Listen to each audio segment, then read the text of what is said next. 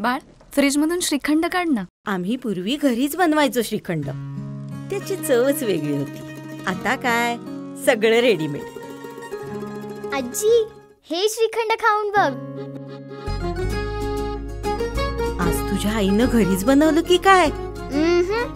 हे आहे गोकुळचं श्रीखंड. अगदी जिभेवर रेंगाळणार. जिभेवरच नाही तर मनावरही रेंगाळणार. गोकुळ श्रीखंड, मनावर रेंगाळणार.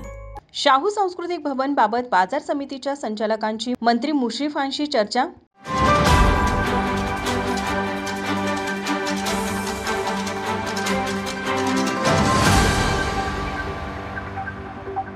बाजार समितीचे सभापती यांच्यासह संचालकांनी वैद्यकीय शिक्षण मंत्री हसन मुश्रीफ यांची भेट घेतली. या भेटीवेळी शाहू सांस्कृतिक भवन BOTवर देण्याबाबत चर्चा झाली. सगळ्यांना विचारून शाहू सांस्कृतिक बाबत निर्णय घ्या अशी सूचना सभापती ॲडव्होकेट देसाई यांना मंत्री मुश्रीफांनी केली.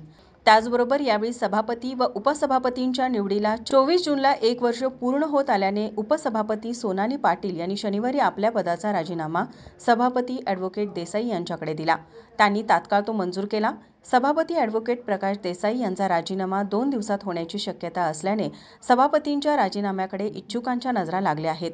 तिसऱ्या वर्षी सभापतीपद राष्ट्रवादी काँग्रेसकडे जाणार असून या पदावर मंत्री मुश्रीफ यांचे समर्थक सूर्यकांत पाटील बाचणीकर यांची निवड निश्चित मानली जात आहे. माझा महाराष्ट्र न्यूज, कोल्हापूर.